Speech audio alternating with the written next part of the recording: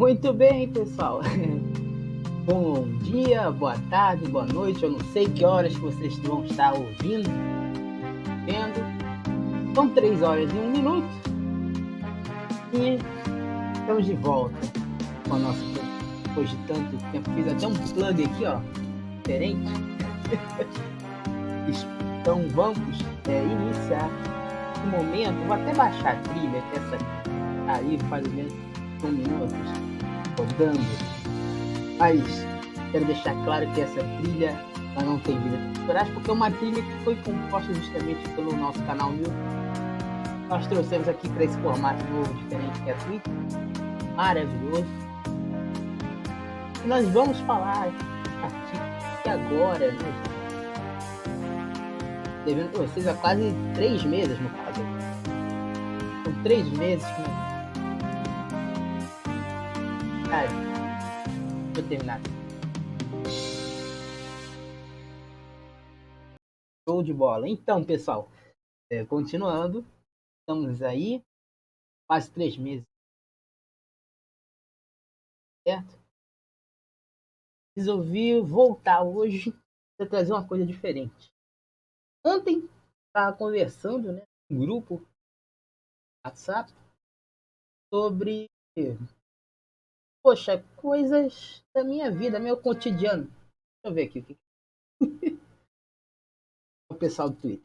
Bem, enfim, conversando sobre o cotidiano, como é que é a minha rotina aqui em Belfort Roxo. Tô agora, todo mundo sabe, eu não sou de nada, né? Sempre é bom ter um pouco de cautela em relação a um lugar que você vive, ao local onde você mora, verdade. É porque todo mundo sabe, Belfort Roxo é grande relevância. Belfort Roxo tem atualmente cerca de 600 mil habitantes, a terceira ou quarta maior cidade da Baixada Fluminense, atrás apenas de Castis e Nova Iguaçu, que são cidades vizinhas aqui, e São João de Meriti ocupa, então páreo duro para saber quem vai ser a terceira maior cidade da Baixada, questão de habitantes.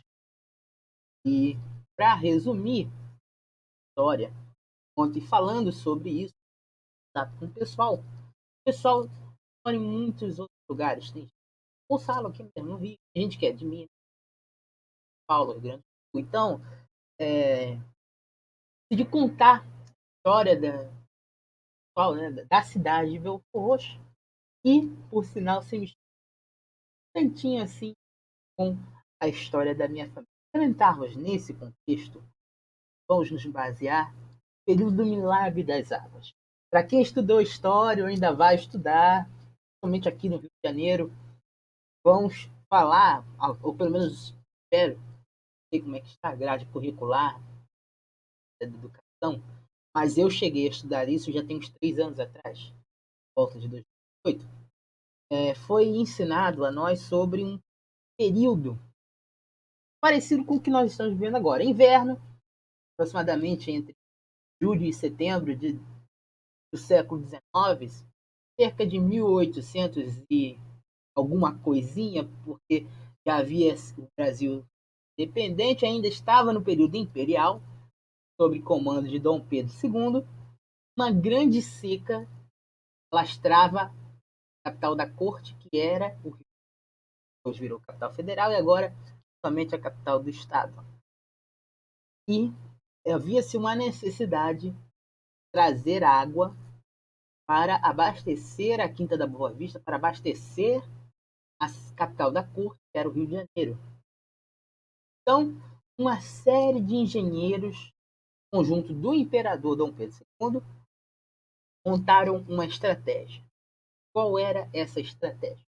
Primeiramente, trazer uma malha ferroviária que saísse da capital, fosse até essas regiões que são chamadas de planície, porque a Baixada Fluminense, como o próprio nome já sugere, é uma região de planície, mas que está em um tamanho relativamente menor, abaixo do que é a altitude no padrão ao nível do mar ou o padrão da capital. E então houve necessidade de trazer a malha de trens, malha ferroviária para essa região. Todo mundo lembra, a primeira ferrovia do Brasil foi feita na Baixada. O Barão de Mauá trouxe uma estrada de ferro que saía de Petrópolis, cidade de veraneio do imperador, e descia a serra em direção a Magé, que é uma cidade bem Baixada Fluminense, parava em Guia de caramba, Guia de Pacocaíba, alguma coisa assim, é porque minha dicção hoje está péssima. Mas, a chegar lá em Papogaíba, então, ao chegar lá, num porto, né, e pegava a barca e atravessava-se a Baía de Guanabara, passava do lado da linha de Paquetá, chegava na Ilha do Governador rapidinho. Resumo, é isso. A primeira ferrovia do Brasil foi feita na Baixada Fluminense. Pois foi chegando esse período da seca e como ia trazer água de Petrópolis? Não ia viável. O próprio imperador já sabia. Petrópolis, apesar de ter grandes nascentes de águas maravilhosas, não tinha condições de instalar tubulações que descessem a serra, fossem até a capital por conta do altíssimo nível de altitude. Então era mais viável expandir a área de conhecimento da relação para uma região mais baixa, que é a própria Baixada. Temos então aí a reserva biológica de Tinguá, que ela é situada em Nova Iguaçu e faz os limites entre a cidade com Miguel Pereira e Petrópolis. E é dali então que nascem as grandes nascentes, trazem a água para a corte, fica no Rio de Janeiro. Mas em Petrópolis, se em Petrópolis não tinha como trazer água, qual era o lugar mais próximo ali de Petrópolis que pudesse abastecer tanto a cidade imperial quanto a corte? Simples, Xerém. Xerém é um dos maiores distritos de Duque de Caxias e lá há uma outra represa. Então, o foco, a corrida das águas, foi se baseado em Iguaçu e Duque de Caxias. Exatamente. E para falar de Nova Iguaçu, é melhor do que o conterrâneo, né? Em resumo, nós fizemos um vasto trabalho de pesquisa. Contei com o apoio da professora Tamires de Carvalho Nunes. Ela não pôde estar presente para poder explicar totalmente, mas ela fez questão, e eu agradeço também por ela ter feito esse trabalho para mim, me ajudar sobre a pesquisa de livros, sérios fatores históricos, vão interligar e conjecturar como seria, então, a história da cidade de Belfort Roxo naquela época. Nós vamos focar aproximadamente no período já pós-império, lá para a década de 1940. Tendo feito aquela expansão, filhos em encanação de água, levando até a capital da corte, já começou-se um grande processo de urbanização. E essa urbanização começou pela maior cidade, maior província, no caso, naquela época ainda não era cidade, era a província do Iguaçu. Iguaçu, 2S. Que viria a se tornar depois Nova Iguaçu, mas que não tinha nome, não chegava a ter o nome de Iguaçu, mas tinha o nome de um outro rio. Tem o Rio Iguaçu e o Machobomba. O Rio Machobomba era o que dava o nome da cidade de Nova Iguaçu. Vou dar uma olhada aqui no áudio, porque eu não sei, deixei o microfone até o talo aqui, cara. O negócio tá meio estranho. Vê se melhorou um pouco. Eu não consigo, não sei. Deixa eu ver aqui. Olha, pra mim, o retorno tá normal, tá tudo normal. Se estiver cortando qualquer coisa, e fala que eu escuto. Calma, tá? Vou até parar o retorno aqui. Enfim. Vou até segurar aqui, que eu não sei onde é que tá um barulho do microfone. Resumidamente, de novo, Nova Iguaçu já estava em grande processo de expansão, era uma grande província atrás da capital, da corte, e daí começou-se um processo, um grande processo. Nova Iguaçu ela sempre foi uma grande detentora dos plantios de laranja. Muitas plantações de laranja tinham em toda a região de Nova Iguaçu, que hoje correspondem a vários municípios. Nova Iguaçu era uma coisa só, mas com o passar dos anos, até o século passado ou até o século atual, mais ou menos entre 1999, o último município a se emancipar de Nova Iguaçu foi o município de Mesquita. E posteriormente haviam sido outros emancipados também e que teriam feito subdivisões e se emanciparam outros municípios. Então, a Baixada, ela teve origem a partir da cidade de Nova Iguaçu, certamente. Então, vamos citar, por exemplo, Seropédica, Queimados e Japeri. São cidades que ficam mais adiante, próxima ali daquela região de Acambi, Miguel Pereira, a região mais da Serra. Tudo aquilo dali fazia parte de Nova Iguaçu.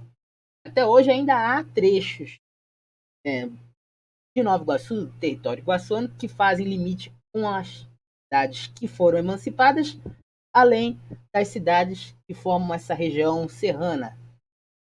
E no caso, seria então o distrito de Jaceruba, que é parte da expansão da represa de São Pedro, que é uma da principal fonte, a principal fonte de água que nasce até hoje e canaliza todo o Rio de Janeiro.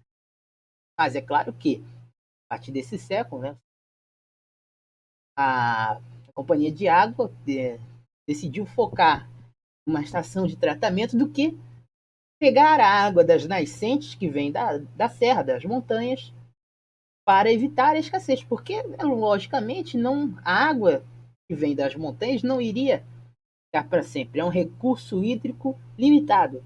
Então seria mais fácil investir numa estação de tratamento que pegasse a água que vem da nascente, utilizasse domesticamente, depois tratasse ela de novo para que pudesse ser reutilizada, do que continuar consumindo toda a água das nascentes, águas de ótima qualidade, e que seriam recursos limitados, porque a estimativa é que as fontes naquela região durassem no mínimo 50 anos, e não seria para sempre. Se fosse para sustentar toda uma população somente com água de afluentes, né, das montanhas, seria muito difícil.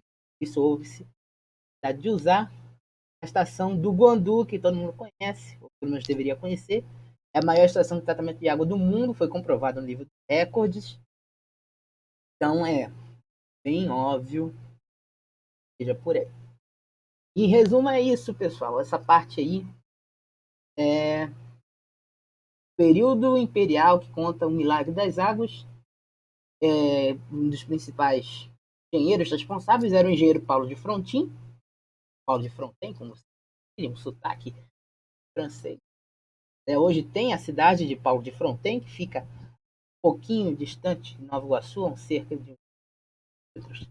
E também o engenheiro Belfort, que é daí que veio a homenagem à cidade de Belfort Roxo, dando nome ao engenheiro Belfort. Bem, resumidamente, contamos a história do Milagre das Águas. Agora nós vamos contar mais dos últimos 76 anos. Ou seja, na década de 1940, provavelmente no ano de 1945, após a guerra,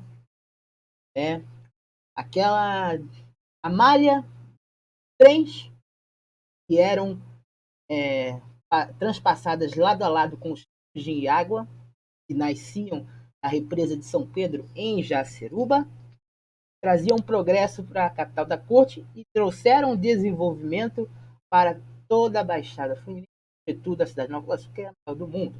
Quer dizer, a melhor do mundo. Ó. Então, relevem isso, tá, gente? Porque o coração fala mais alto. Mas era maior que a Baixada. E em resumo, essa viagem, né, de trem, ela percorria um trajeto de aproximadamente 60 quilômetros entre a represa de São Pedro, em Jaceruba, e a estação da Leopoldina. A antiga Leopoldina, que na época não era a estação do Dom Pedro II, onde fica a central do Brasil. Em questões da malha ferroviária, que foi batizada no final da década de 90, né, algumas linhas foram descontinuadas, tiveram seus trilhos arrancados, entre outras coisas. Esse é um estudo que eu fazia uns 4 anos atrás, mas eu acabei perdendo tudo. Eu não tenho nenhum material que possa mostrar para vocês, mas o que eu tenho para oferecer são os meus conhecimentos. Entenderam, pessoal? Por aí. Até 1970, aproximadamente, havia um trem, aliás, havia 3 ramais, trens saíam da capital e iam até esses afluentes que eram para fazer a manutenção das tubulações de água. Uma para São Pedro, que é onde fica Jaceruba, outra para Tinguá, outra região conhecida de Nova Iguaçu, e outra para Xerém, que fica em Caxias. Então, são 3 afluentes de água, atualmente são 4 porque conta com a represa de Guandu, né, a estação de tratamento de água do Guandu, que é uma fonte artificial, não é uma fonte natural. As outras 3 são fontes naturais. A de São Pedro, a de Tinguá e a de Xerém. São fontes naturais. Somente a do Guandu, que é uma fonte artificial, tratamento de água reutilizada, tratamento de esgoto, que é transformada em água potável para consumo doméstico.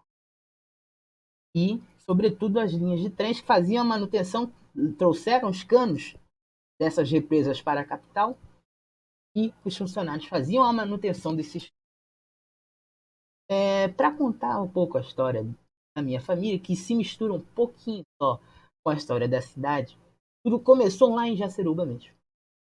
Minha bisavó, que é viva aí, tem 6 anos, eu estou contando baseado em 1945, ela nasceu lá e veio com parte da minha família. No caso, a minha avó, que é a filha mais velha, também nasceu lá em Jaceruba, e vieram com o meu bisavô, que era funcionário público da Companhia de Águas e Esgotos que nós temos aqui no Rio de Janeiro, a SEDAI.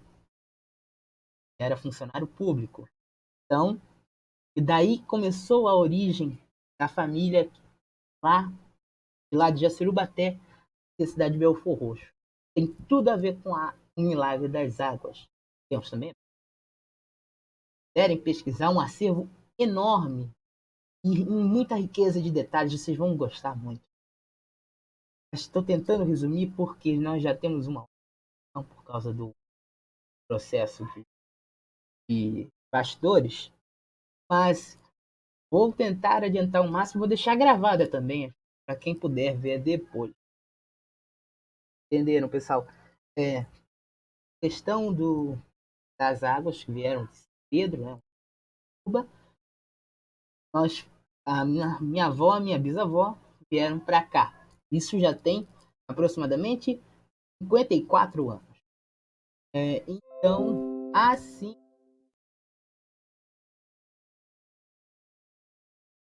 há uma mistura entre a minha família e a cidade.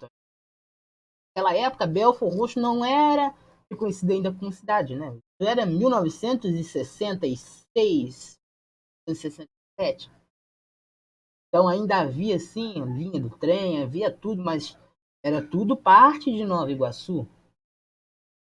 E, em resumo,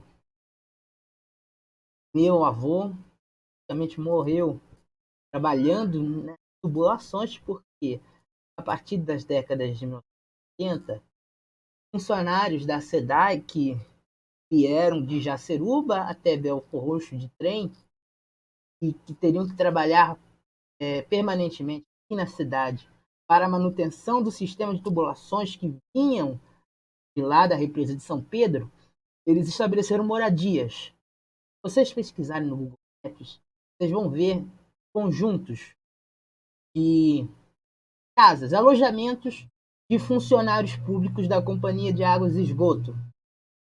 Era ali onde habitava meu bisavô, de trabalho.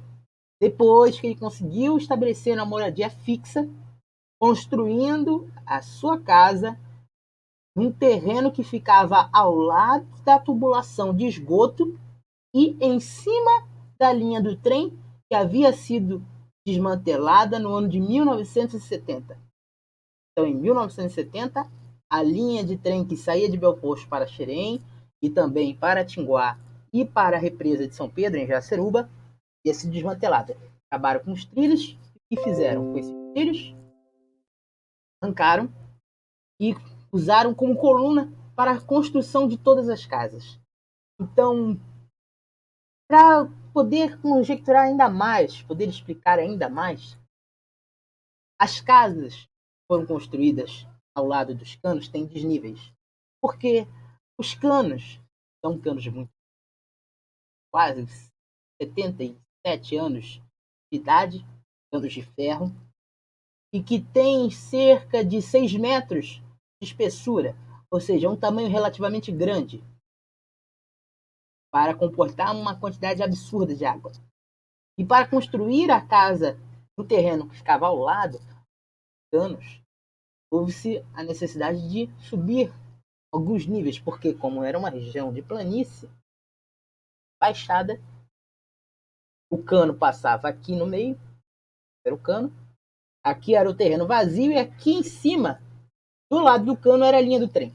Como a linha do trem havia sido desmantelada, pegaram os trilhos e usaram para fazer as casas.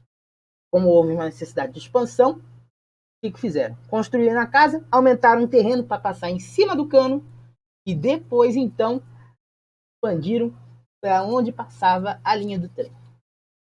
Como foi privatizado, já disse, desmantelaram antes da privatização, hoje, atualmente, não há mais risco de uma reintegração de posse por parte do poder público ou de qualquer um que seja, que tenha controle sobre a rede ferroviária que não opera mais naquela região.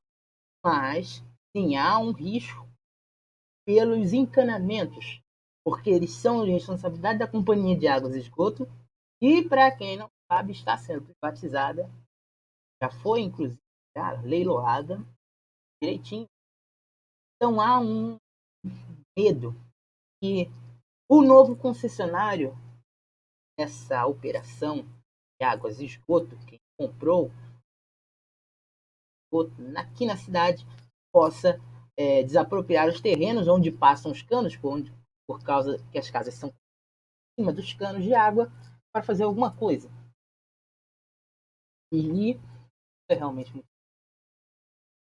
Então, só para resumir, o Milagre das Águas veio de lá do século XIX, entrou no século XX, desenvolveu um distrito chamado Belford Roxo entre os anos de 1960 e 70, e a partir de 1988 foi feito um plebiscito. Mas por que foi feito esse plebiscito? Eu vou explicar.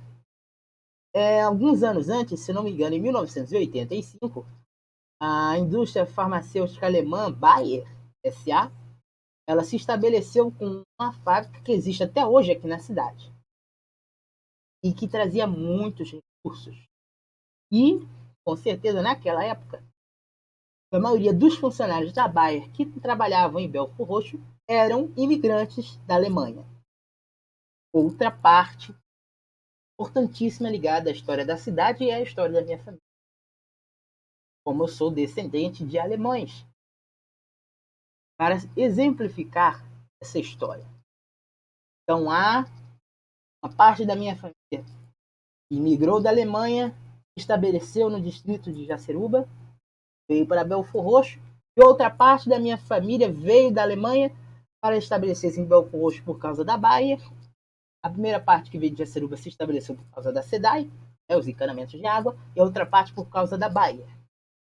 E como Belford Roxo era distrito de Nova Iguaçu, todos os recursos, todos os investimentos relacionados ao que a Bayer produzia no distrito, ainda, iam diretamente para Nova Iguaçu, que investia na região central e deixava os distritos a ver navios. A cidade de Belford Roxo, até uns anos atrás, era completamente esquecida porque os focos dos quesitos das alíquotas, impostos que eram gerados pela Bayer e pela Companhia de Águas e Esgoto eram destinados apenas para Nova Iguaçu, que era a cidade principal, enquanto Belford Roxo era apenas um distrito. Foi então que em 1988 foi feito esse plebiscito e nessas palavras, em relação à Bayer do Brasil, que precisava de recursos para investir no quarto distrito, eles fizeram esse plebiscito para emancipar a cidade de Nova Iguaçu com o distrito de Belford Roxo. Só depois de algum tempo, porque era uma questão um pouco demorada, porque em 1988 ainda estava no processo de redemocratização. Aí a eleição em 1989 entrou o Collor e em 1990, mais precisamente no dia 3 de abril, foi estabelecido pela lei 1640, a emancipação do município de Belford Roxo, oriundo de Nova Iguaçu, teria recursos próprios provenientes da Baia, que é estabelecida dentro da cidade, e de parte da Companhia Estadual de Águas e Esgoto, também estabelecida na cidade, primordial para a formação do município. E a partir daí, então, começou-se uma história verdadeiramente cabulosa. Vamos falar um pouquinho só, resumidamente, como chegamos na emancipação em 1990, a situação que nós em 1990, com a emancipação, houve-se a necessidade de escolher alguém que representasse o município perante a União, perante o Estado, como prefeito da cidade.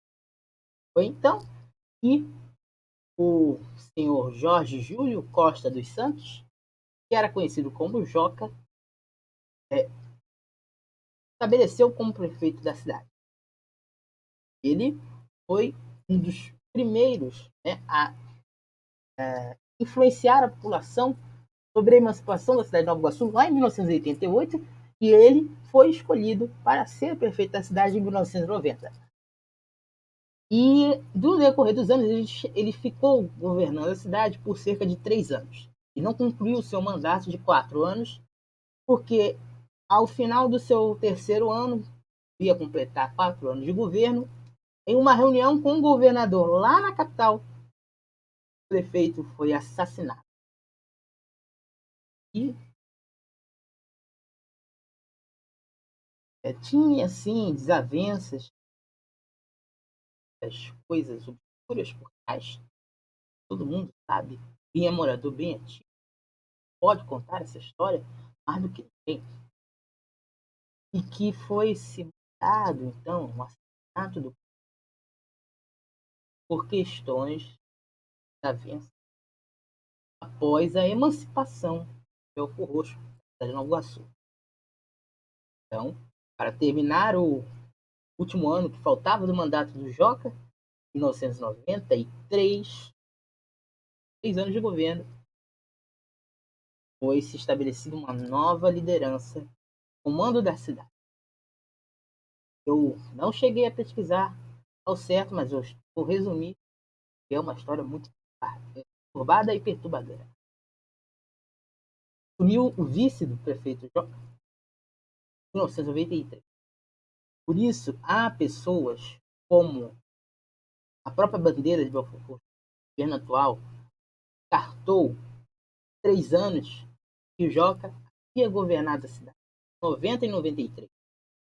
E deu-se como se a cidade havia sido fundada, tivesse sido fundada somente em 1993, quando na realidade ela foi fundada em 1990. Foi governada por 3 anos pelo Joca, quando ele foi assassinado. E em 1993, então, teria começado tudo. Então, esse negócio de teoria da conspiração, eu não acredito muito, mas vocês podem tirar suas conclusões. Se você olhar a bandeira da cidade atualmente, ao invés de ter lá 1990, vai estar 1993. 2017, porque foi o ano em que mudaram a bandeira da cidade, mudaram o brasão, mudaram tudo, que era constituído pelo prefeito Joca em 1990. Então, descartaram como se aquilo não existisse, criaram o Roxo novo do zero, como se tivéssemos perdido 3 anos da nossa vida morando naquele lugar que já havia sido virado uma cidade 1990, mas como se ela tivesse sido fundada, na verdade, em 1900. Daí, então, só desandou a situação, porque foram vários prefeitas que não faziam. Após a morte do Joca, quem entrou no lugar dele praticamente não favorecia a cidade que foi eleito, mas sim a cidade de Nova Iguaçu. É uma realidade, gente. Porque se foi deletado 3 anos desde a fundação da cidade por conta da morte do primeiro prefeito, e depois desses 3 anos mudaram tudo como se não tivesse acontecido, como se ele não tivesse morrido, ou como se a cidade não tivesse sido fundada 3 anos antes e tivesse sido governada por ele antes, para passar a borracha e favorecer novamente o Iguaçu como se continuasse sendo distrito. Então, resumo, é isso. Entre 1993 e 1999 foi um período conturbadíssimo, porque até então Mesquita era o último distrito que Nova Iguaçu tinha antes de Belfort Roxo, depois de Belfort Roxo ter sido emancipada. Porque em 1999 Mesquita também se emancipou. Por isso que é chamada de a caçula da Baixada, porque é a cidade mais nova do tempo de fundação. Então, em 1999, conturbadíssimo. A partir do ano 2000, que a mulher do prefeito Joca se elege, Maria Lúcia Neto Carvalho de Santos. Se elegeu, ganhou, mas também não houve muito avanço. Até que então foram entregues cargos, secretarias para oligarquias, né? São conjuntos de grupos como a Sula do Carmo, Valdir e outros. Prefeitos políticos registrados em outras cidades que comandavam a cidade de Belfort Roxo, mas não a favoreciam de maneira adequada. Ou seja, todos os prefeitos que entraram desde 1993 até, vamos supor, o ano de 2007, olha só, todos eles não contribuíram absolutamente nada para o desenvolvimento do município. Apenas o primeiro prefeito, que havia sido assassinado em 1993, tinha desenvolvido a cidade, mas foi passada a borracha. Entre 93 e 2007, nada mudou. Continuou como se estivéssemos sendo distrito de Nova Iguaçu. E então o negócio começou a ficar estranho. O povo começou a reivindicar, manifestar o que está acontecendo. Por que Belfort Roxo não vai para frente? Era de se imaginar. A política, mais uma vez, entra essa questão influenciando por muitas vezes, por muitas pessoas também, o controle da cidade sobre a população, sobre tudo que regia esse mérito de democracia. A partir de 2007, então, que houve-se então uma mudança, né? Porque foram entrando governos mais populares, partidos mais populares, pessoas mais populares que vieram a se eleger. Vou entrar nesse contexto histórico para vocês entenderem.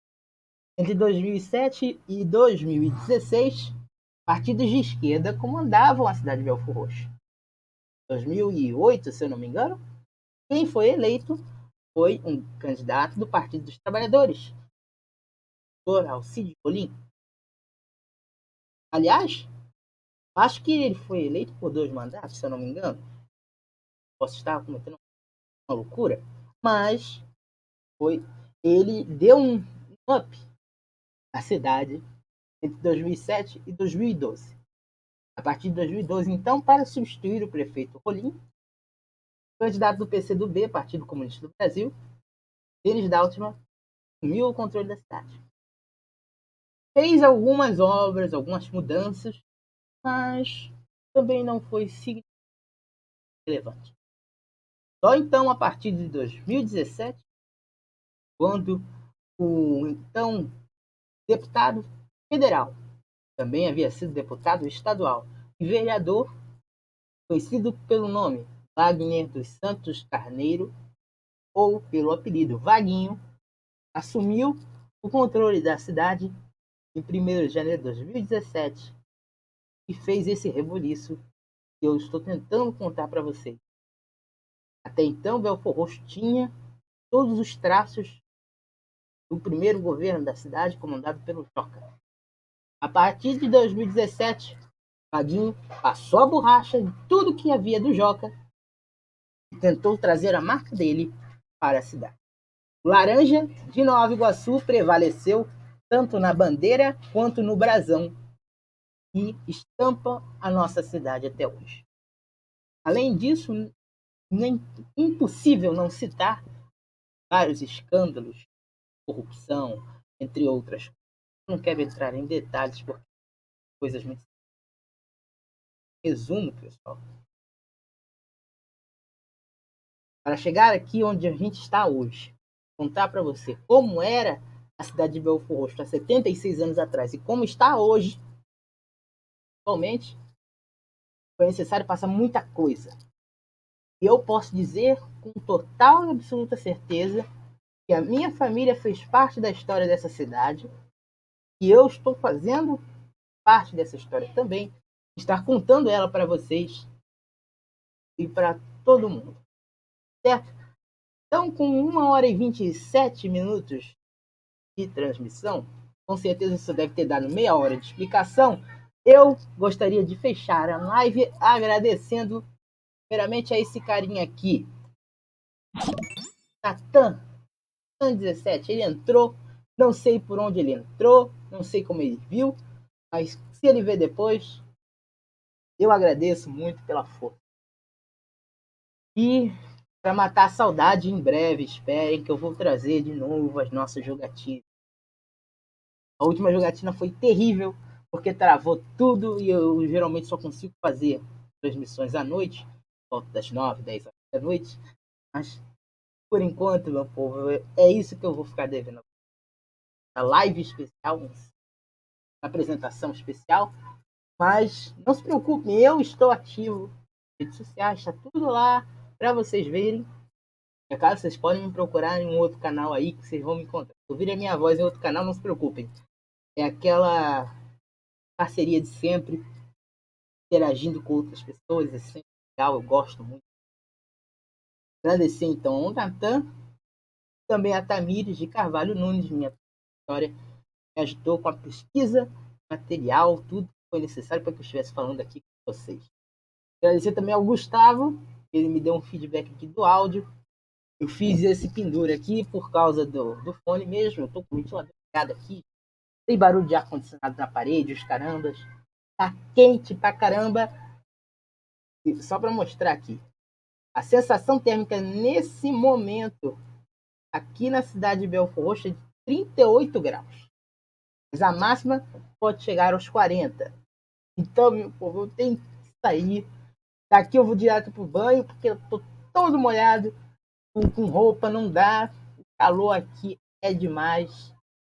E agradecer aí por todos que possam assistir a sequência. Tá bom, pessoal?